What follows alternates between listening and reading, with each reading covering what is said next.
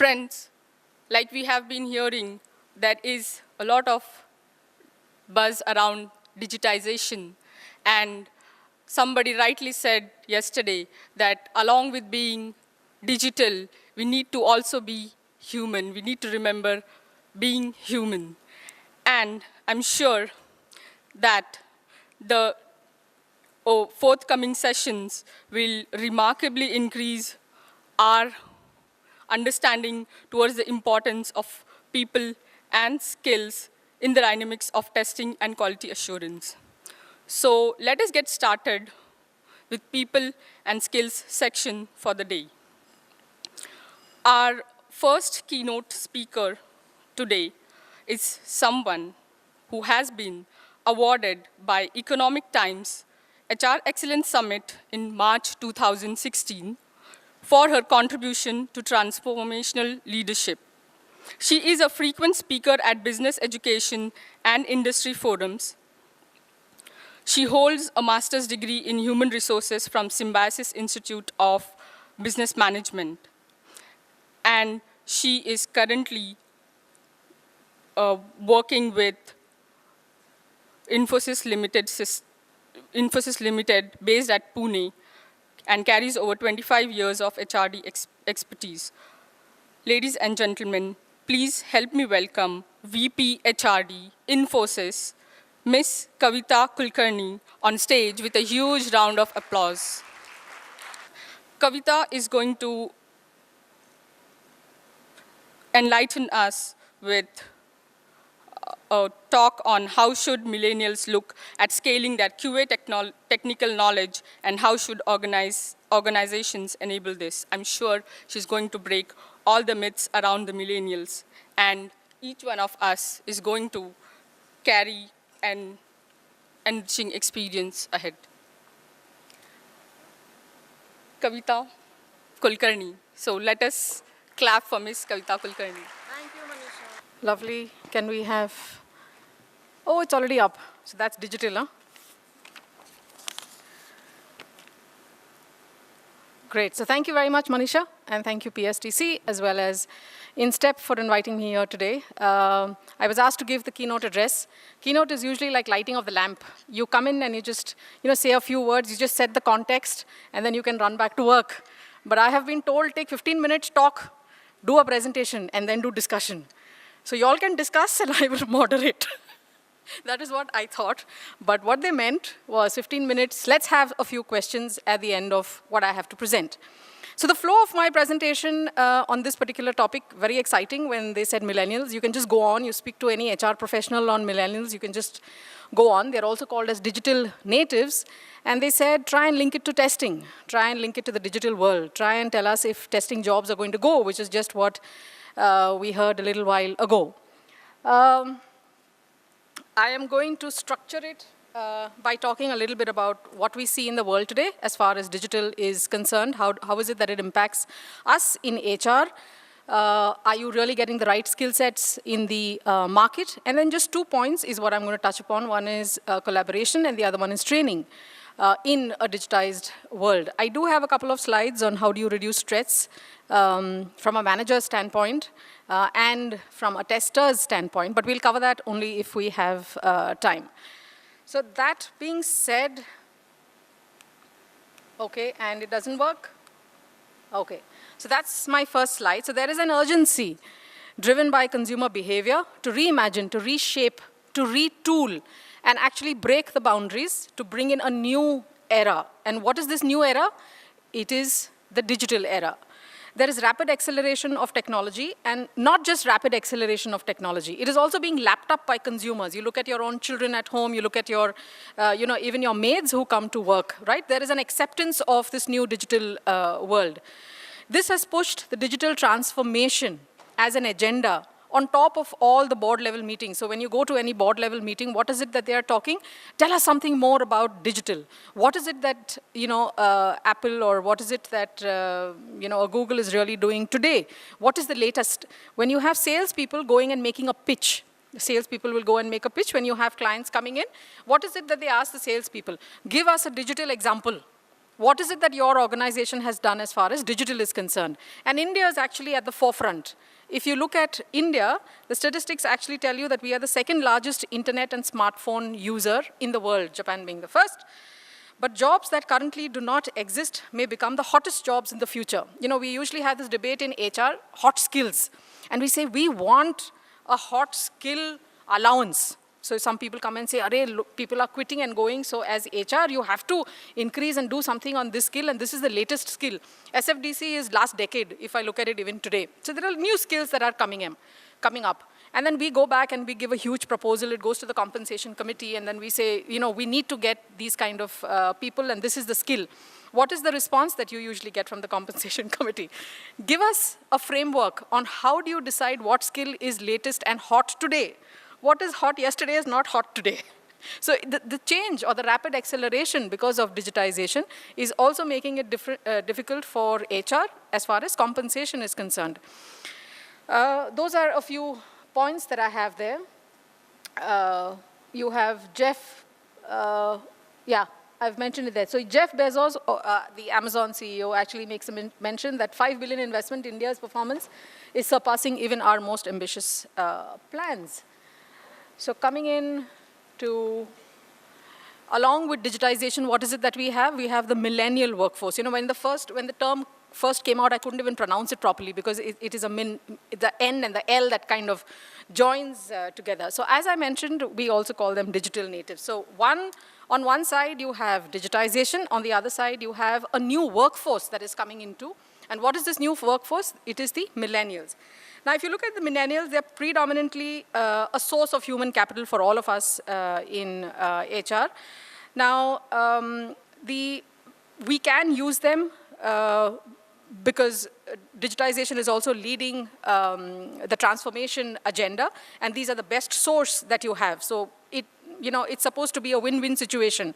There's digitization, and then you have the millennials, and who are supposed to be very digital friendly, who are supposed to be very mobile friendly, who can code very quickly, who are very comfortable with hackathons. But what is the flip side? The flip side is nearly half, and I'm taking a quote from an Accenture report that I actually read up late last night. It said 53% of all those who were surveyed, CEOs who were surveyed across organizations, said you are not able to retain millennials. And why is it that you can't really retain these digital natives? One is because, or the most important reason is because they have this mindset of, I'm going to quit and go, which is called as a freelance mindset. You may be hearing it, for the first time, or some of you, would already know. But I have people in my own team. IIT IIM came in at a good package, was with us for about 3 years, got married, and one day comes and tells me I need to quit. I have enough bank balance that will help me for the next 2 years, and I will quit. I belong to Gen X. I don't know how many of you in this room belong to the Gen X, but it is, I can't think of ever taking such kind of, a decision saying, I'm going to quit and I have money enough for 2 years, would actually make me as well as my parents and the entire family freak out. But the mindset that is there, that is available today in the millennials is actually that of a freelance. I'm happy being freelance. I have to balance both worlds. And hence, it becomes very important for organizations to retain. And they are finding it tough.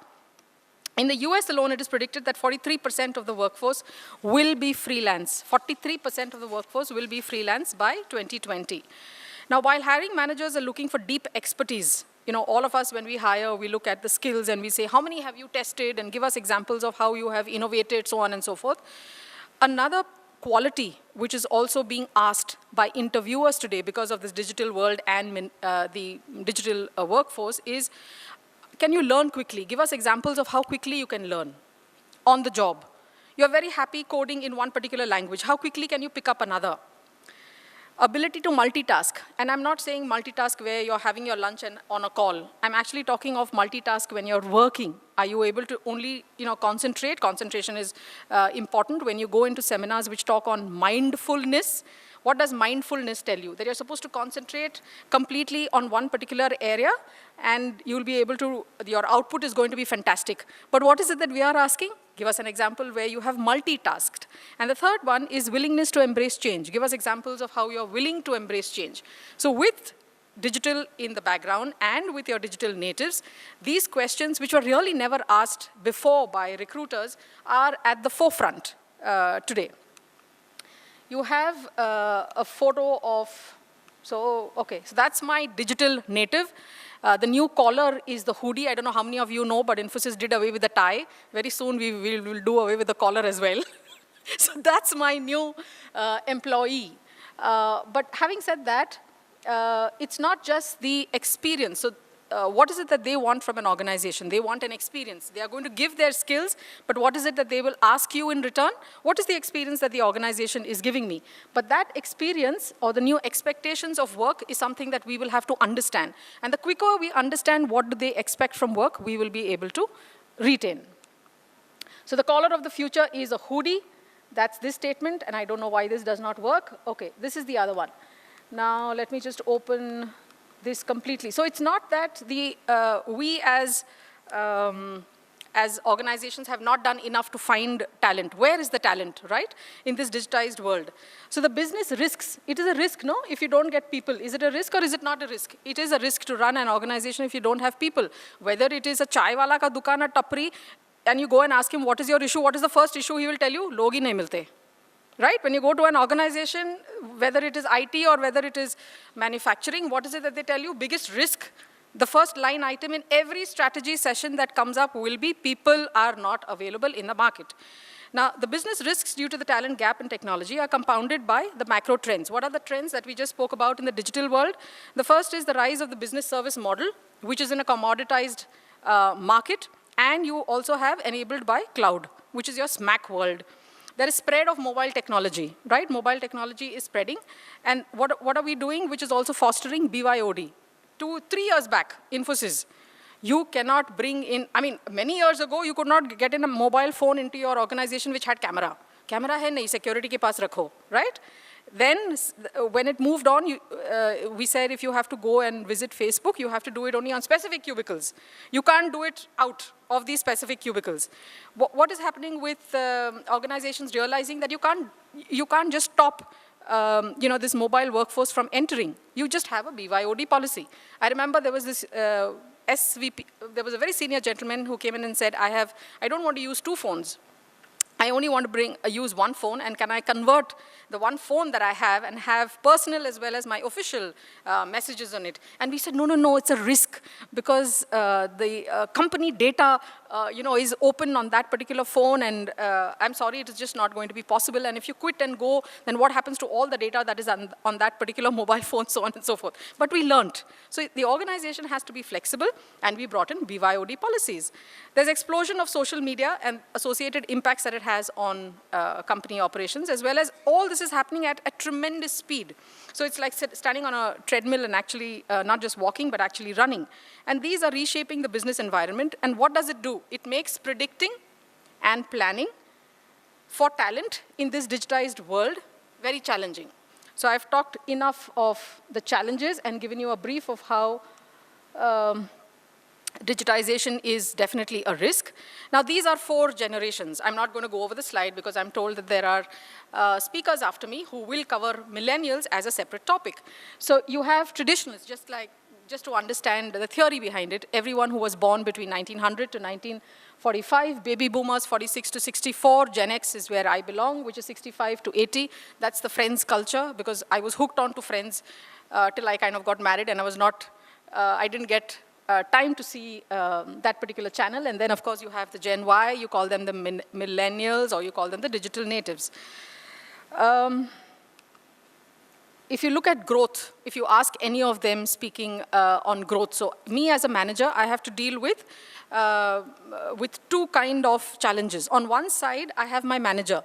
My manager is usually a baby boomer, right? The person who's kind of retiring. And on the other side, I have team members who are the digital natives or the millennials. So when I go into my boss's cabin, he says, remember that paper that you brought for me in green color pen? I had put a tick there. Can you just get that paper back to me?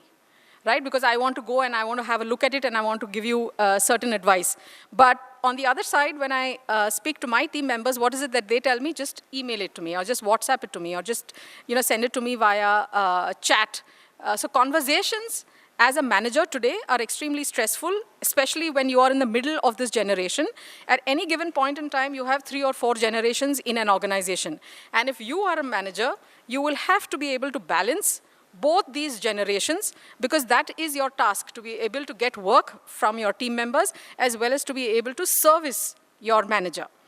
Now, traditionalists, if you see, they are raised by parents that just survived the Great Depression. That is 1900 to 1945. 1932 was the Great Depression.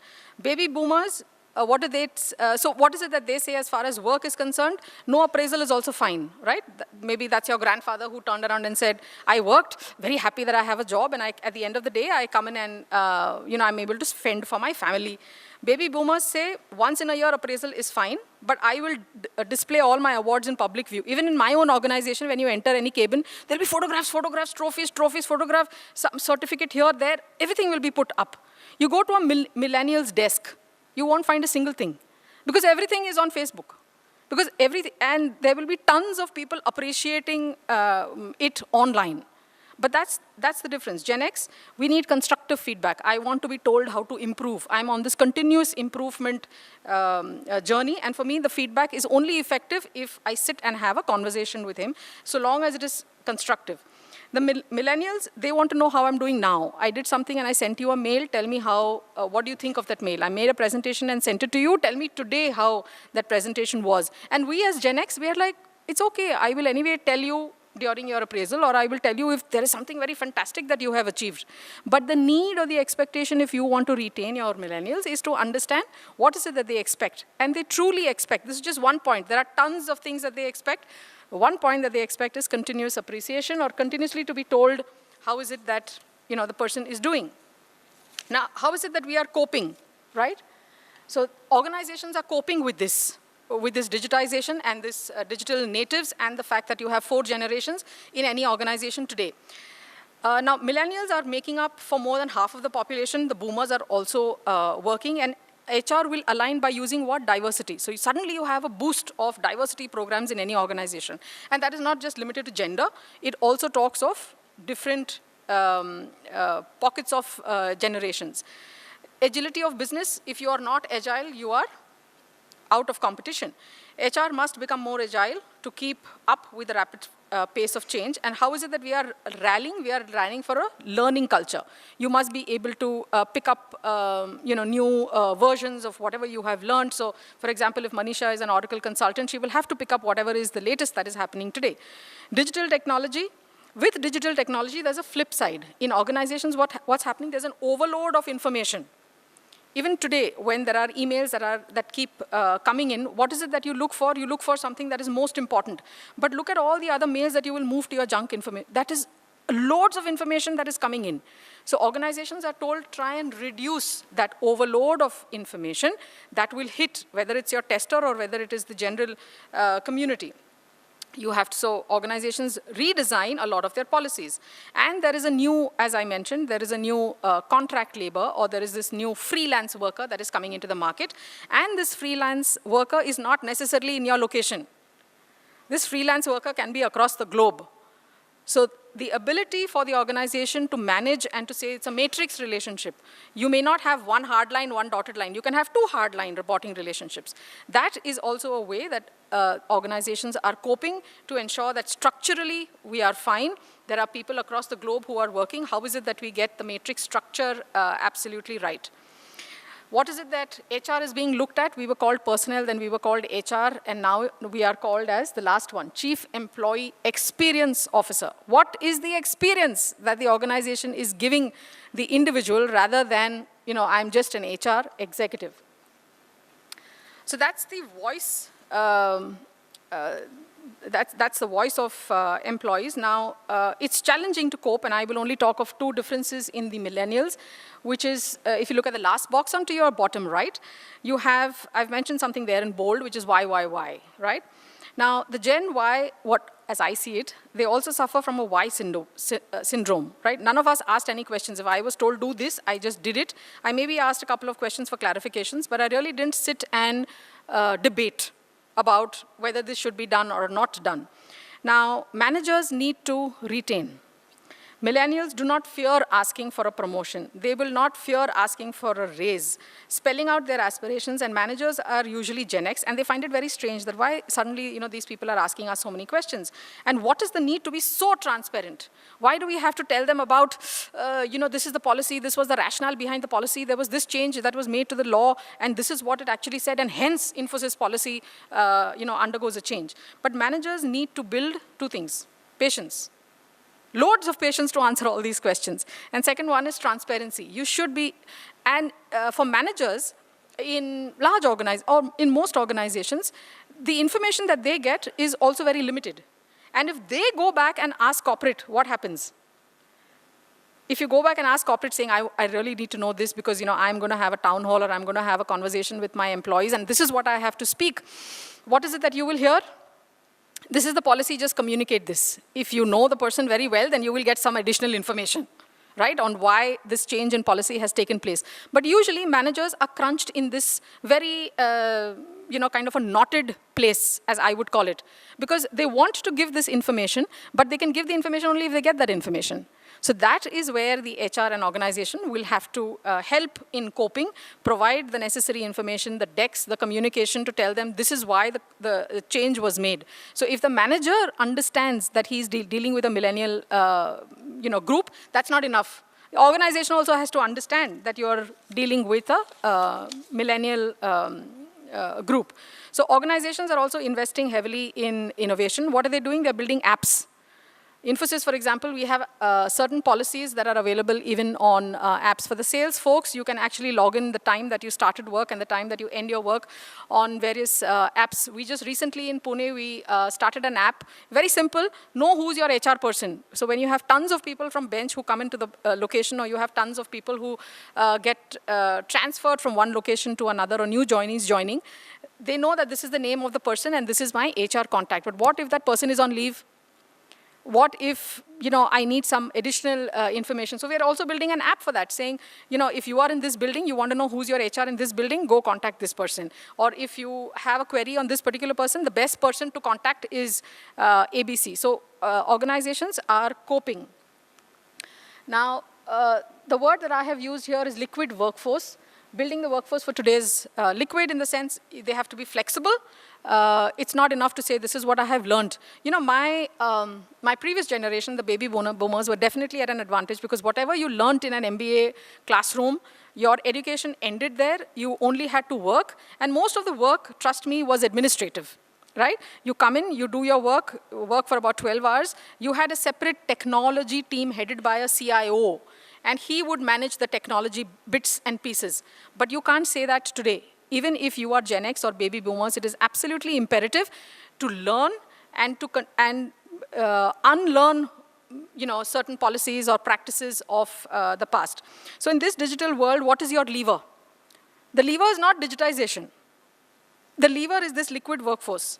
So companies are investing in tools and technologies that need to keep pace with constant change in a digital era. But in order to achieve this ambitious goal, right, you always want to be number one. You want to be bellwether of IT company. So what is it that you are doing to achieve this ambitious goal? We are refocusing on the workforce. They are looking at technology not just as a disruptor, but actually as an enabler to transform people, projects, the entire population. So if you look at this, companies are no longer just serving customers. Infosys, for example, today in the papers has come that we got a very high CSAT, that's your customer satisfaction ranking score. It was high. So we are not just serving customers, right? We collaborate with them. Yesterday, day before, collaboration with customers was definitely there when you are doing the understanding of the project, and then when you send a few people on transition, you understand, you come back, but collaboration is continuous. You don't just compete with your rivals, you actually partner with them. You are no longer limited by industry boundaries, you actually rise above them. And the connecting tissue, not tissue, the connecting issue for all so this is where the tester comes in, but I didn't have a tester last night with me. The connecting issue for all this may be digital, but the defining factor is definitely people. Okay, very important slide, and this is where I'm only going to be touching on 2 points. Transformation using a liquid workforce. So you have the liquid workforce. I've made a case saying you have digitization, you have digital natives. I've called out the risk, and then I have told you how is it that organizations are coping today, but what more needs to be done by organizations. So transformation using a liquid workforce, as perhaps is the most basic, is that organizations must be built for change. You have to be flexible. You can't say old processes, what I used 30 years ago, or 10 years ago, 5 years ago, is going to continue to remain the same, which may mean changing how you operate. How is it that you bend and how is it that you flex? Speed is also required for a digitized business. You have to get in new processes, new products, a whole new way of working. And the wraparound for all of this is for the people to accept change. For all of us sitting here, we will have to accept change. Once the organization starts to harness the power within such a workforce, they will find that they grow faster as well as smaller. Just 2 points that I'm going to be touching upon. On the right side is an extremely, it's kind of culled out from experience that I have had. If you have to start transforming to the digital world along with the millennial population, we are saying training has to be made a core competency. Training has to be made a core. Accepting training and giving training has to be made a core competency. What are the core competencies we have today? Strategic skills. What else do you have? Leadership by example. Getting work done from people. But a new addition will have to be core training. Training has to be made a core competency. And project-oriented, you can't really have, you should have verticals because that is where the experience or the expertise lies. So most organizations will have a manufacturing vertical, retail vertical, financial services vertical, etc. But you also need to look at it from a project angle. So the focus on the project. You have empower collaboration and new ideas, which is what I'm going to be speaking about, and manage a distributed workforce. As I said, your workforce is, in different corners of the globe. How is it that you manage this distributed workforce, which is where your culture and, understanding geographic culture, etc. What is it that you should say? What is it that you should not say? How is it that a manager works in a different geography comes into play? Create an organization that is built to facilitate and not really impede. So on training, so roles vanish. That's another important point. If you had certain roles in the past, not necessary that the roles will continue in the future. You will have completely new roles depending on the skills that come in. So training as a core competency, and I'm also going to touch upon training for AI. We have all spoken about artificial intelligence. When Vishal Sikka came in, he spoke about innovation as well as automation. It's been 2 years that he's been here. He still speaks about automation and innovation. So sometimes people say, I can actually speak and I know the 3 or 4 sentences that he is going to speak. He's going to say. Automation and innovation, very important. New and renew is also very important, which is new processes as well as how do you renew new processes. But that's the idea. You over-communicate so that people get it into their minds and understand that if you have to automate and innovate, and if your CEO is saying this for the past 2 years, you need to build that skill of core competency to understand and accept that you have to learn. So today, innovation is heralding change in dynamics of workforce. Existing jobs are evolving, and some skills that were relevant years ago are not relevant today. And only those who actually align to this kind of change will stay. So if we all want to work for the next 20 years and be ambitious and at the same time fend for our families, continuous learning is a foundation skill that and the sooner we accept, the better.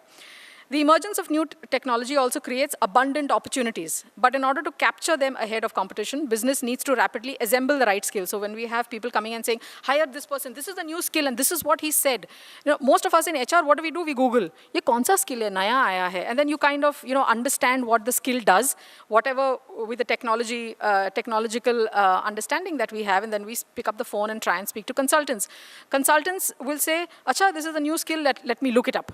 They will look it up, and then the hunt begins for finding this rare diamond. Where am I going to get this person with this new skill? Because this is the skill that the client actually told me, but I'm not able to find it. But what is it that organizations will do if we have to build core competency, the training as a core competency? Leave alone the people who will have to accept this change. They will also have to have one step ahead. They have to be one step ahead in the game. If you want your foot into the door of your client, you have to be able to go and sell to them saying, we have niche skills, These are the list of niche skills, and these are the number of people that are also being trained, or we are thinking of training people on these niche skills. Now, for example, digital training platforms that combine enterprise-developed learning along with massive open online courses. So I know, for example, Unilever as well as Citibank. These are Unilever, which is Bombay-based, as well as Citibank. They are going even a step further. What are they doing? They're partnering with local boot camps. All organizations do it. But to partner with these local boot camps on the latest technology, or even sitting and designing the curriculum, is what is key. You may have heard that this is new, that is coming in the market. But if you do not invest in 10 very key, experienced people who are able to write that curriculum and tell you that this is what needs to go into in order to build this, only hiring will be a knee-jerk reaction as far as filling in that talent is concerned. However, what is more important is training internally. And that is where investment today is not really debated. When somebody says in the boardroom that we need so much for investment, there were days when they said, how is it that you will, cut costs? So one way of cutting costs was definitely travel. Your foreign travel will always be cut. That's the first thing that comes. Then you say, okay, the employee budget, see whether you can cut a little bit from, you can't cut salary, you can't cut benefits, you can't cut something that you've already promised. But today, when you go and you can cut training, but today when you go and ask for budget, the acceptance of the board members to sign off without deep debate is a change that we are seeing in the boardrooms. So by making training a core competency, organizations actively develop skills that will set them apart as competitors. You want to be seen as bellwether, you will have to invest. Create training programs to ensure that your data scientists and your software engineers are educated in the latest deep learning as well as AI technologies. So the fear was what we spoke about in the morning. AI technologies, our jobs will go. But ladies and gentlemen, if you have AI technologies in the market, who is going to test it? If you have driverless cars, somebody will have to test it. Similarly, if there is a new program that comes in using AI in the organization, somebody has to test it. So testing will definitely require the ability to code. That is the change that we as testers should accept. And also get into a classroom where AI is taught. Because if we don't learn AI and if we don't learn coding, it is going to be difficult for us to test on the same. I have an example. This is a poem. This was not written by anybody. This was computer generated. So this poem is computer generated in 2008. It is True Love, the name of the poem. Was the first novel to be actually authored completely by a computer program, and it took 72 hours to compose. And it drew from 17 different books. It might not win a Pulitzer Prize anytime soon, but the software does make something startling clear, that machines can do what humans used to do yesterday. The same technique of marrying huge advances in pattern recognition software. So even when you go to all the media outlets or Forbes, for example, when they tell you which is the mutual fund that is doing very well, which is it that you should buy? It's not a person who's sitting behind and saying, okay, this is what, when you have these analysts that come and say this mutual fund is doing very well, there is a computer program in the background. And that is being done by AI. You also have financial giants like Credit Suisse and USAA that is using AI for in-depth reports on the performance of mutual funds. So computers now are able to replicate processes once thought to be the sole preserve of the human brain. Train on AI is the only thought that I will leave you with on this particular point on training. Create training programs to ensure that your data scientists and software, including all testers, are trained on technology. The second and the last point that I have is on collaboration, which is this one. So collaboration. Now, you have the right skills, you have technology, you have training, you have a lot of investment on training. Organization has accepted that we will be fluid and we will accept change as it comes, and we will not say no if somebody comes up with a bright idea. Where do the bright ideas come from? The right skills are not enough. Enterprises must also take a new approach. I have the example of Adobe. I could have given an Infi example as well, but look at Adobe. What is it that they have done? They have a program, and this program is called as Kickbox. Adobe's program is called as Kickbox. It is similar to crowdsourcing, but they also have an amount that is attached to it. So Adobe employees can volunteer to receive this red box with creative tools, and they have a $1,000 prepaid credit card to fund any new project. So you want to do a project, you have a brainwave, go accept the red box. In the red box, there are tools, and then you will say, this is the project that I'm going to be working on. Now, several of these ideas have led to full-fledged business plans, according to Adobe. Now, they may have taken a dozen or 24 ideas from the idea phase mock-up, which is typical to sending a mail saying, suggestion scheme, please give your suggestions, right?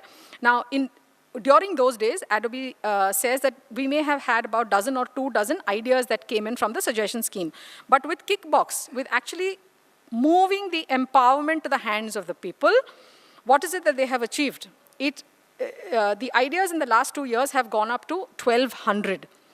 And the ability to innovate also increases.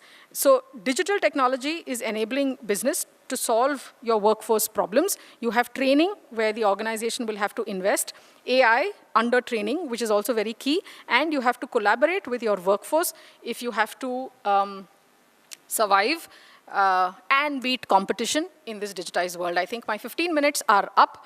This was the second point that I wanted to leave you with as far as collaboration is concerned. I do have 2 slides on how can managers manage, etc., but I think I'll leave that. I'll send my slides and you all can just go through it. So there's 1 slide for managers, the other slide is for the employees, but I will pause now and I will take a few questions. So you all can ask questions, discuss amongst yourselves, and I will moderate. Sir, thank you very much. I think if you had covered this slide, it would probably had answered it. So the bullet point you take the mic 5. closer, please. I'm not unable to hear. So I was saying if you had gone through this slide, probably you would have covered it. The bullet number 5 on this particular slide. Set up an independent reporting structure, right? Normally, there is a lot of talk around collaboration and cross-border working and all that. Reality is, if you don't have people reporting into you, you can't get them do things that you want them to do. So, what are your thoughts? Does it actually work? And from an HR point of view, how do you set up rewards and recognitions in this kind of independent reporting structure if you have to? So what I meant by the independent reporting structure is the testing will have to report to the testing function, and you have the developers who report to the developing function. Now, if I go to the tester and say, you found so many bugs and here is your reward, naturally the developers are not going to find that very fanciful. So answering your question on rewards and recognition for these 2 teams, it is usually generic in nature, which is, most valuable player, or the client has appreciated the work that he has done, or making the product foolproof so that the, end user has really not suffered. But the firm belief that we have is both these will have to be separate, because the developers would want to complete it on time. There's always this, when you meet any tester, he always is like, even if he has a grievance and you're listening to him, he's like, I have to go. Can I go? So they're always in this rush. They always work 24/7. So for the testers, it becomes disadvantageous if they are a part of this, the developing team, because there is pressure that you will get from the developer saying, "Ye khatam karo." No, this bug, I'm sorry, I don't understand this bug. It can go through, etc., etc. But if you have a separate line of function, the power of the function definitely remains. Please understand, structures give delicate messages to people on power structure. So if you have them together, it may not really benefit the organization. Any other views that you would like to add to this question, feel free. Yes.